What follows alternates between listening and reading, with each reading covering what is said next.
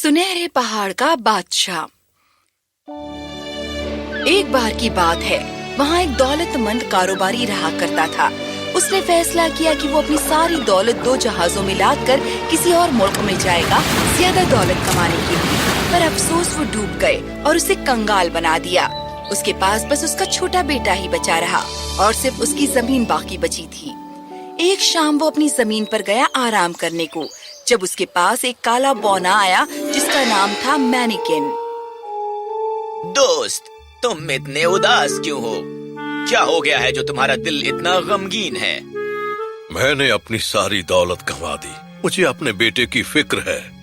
तुम जो मांगो तुम्हें मिल जाएगा। और आज से 12 साल बाद जब तुम घर जाओगे तो जो पहली चीज तुम देखोगे वो मुझे देनी पड़ेगी। मैं राजी हूँ। जब कारोबारी खुशी खुशी घर आया, उसका बेटा पीछे से आया और उसकी टांग पकड़ ली। अब वो समझा कि बिना सोचे उसने क्या कर डाला था। उस पर खौफ छा गया। वो अपने कोठे पर जाता है और अपने दौलत के संदूक की जांच करता है और उसे बिल्कुल खाली पाता है। उसे ये सोचकर राहत मिलती है क्योंकि पैसा वापस नहीं आया तो वो उसे नामंजूर कर देगा जब वो आएगा। फिर भी वो कोठे पर कुछ दिन बाद लौटता है और पाता है कि वो संदूक सोने से भरा है। अब वो पहले से भी कहीं ज्यादा दौलतमंद बन जाता है। 12 साल बाद वो तारीख आती है जब उस कारोबारी को अपने बेटे को उस बौने को सौंप देना होता है। बेटा, मुझे तुम्हें एक इत्तला देनी होगी, एक खराब काम जो मैंने किया है। अब्बा, आप फिक्र ना करें, हमारे साथ कुछ भी बुरा नहीं होगा। उससे पहली रात उसके बेटे के पास एक जादू की परी आई थी जिसने उसे उसके लिए पेशन गोई की थी कि वो कितना बड़ा खजाना हासिल करने वाला है और उसे हासिल करने के लिए उसे क्या करना होगा। ये जानकर वो अपने बाप को उसी जगह ले जाता है जहाँ उसे बौने को दिया जाना था। वो अपने बाप को बैठाता है और उसके गिर्द एक घेरा बनाता है।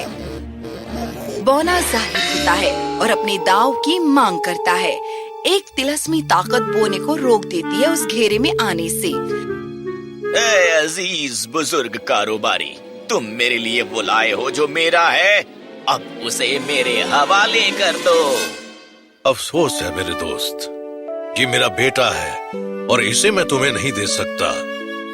झूठे, तुमने मुझसे वादा किया था। मेरे दोस्त, अगर तुम मुझे इजाजत दो तो मैं इसका एक हल सुझा सकता हूँ। बौना बाप और बेटा एक समझौते पर पहुँचे।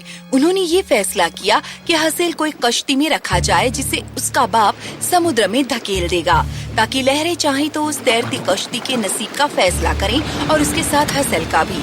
कुछ दूर बह जाने के बाद वो कश्ती एक तूफान में फंस जाती है और उलट जाती है। कारोबारी को बहुत दुख होता है अपने बेटे को खोकर।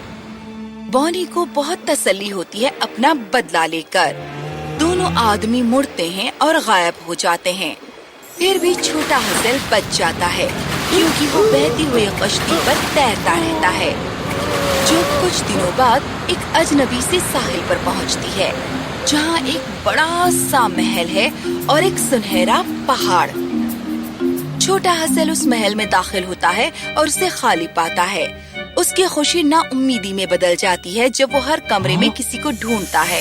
आखिर में उसे मिलता है एक सफेद कुंडली मारकर पड़ा हुआ सांप। वो खौफजदा हो जाता है। सुनो मुसाफिर, मैं हूँ शहजादी नुआडा। मैं इस तिलिस्मी बद्दुआ में फंसी हुई हूँ जिसे तोड़ा जा सकता है अगर तुम 12 आदमियों की बेरहमी बर्दाश्त कर सको जो यहाँ अंधेरे में आते हैं।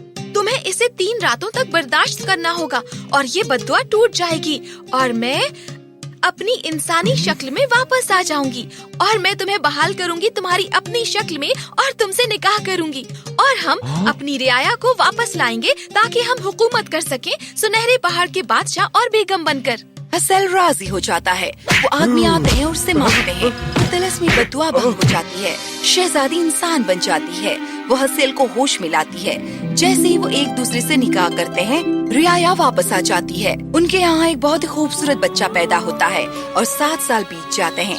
जब हसेल को अपने बाप का ख्याल आता है पर उसे देखने की ख्वाहिश जाहिर करता है।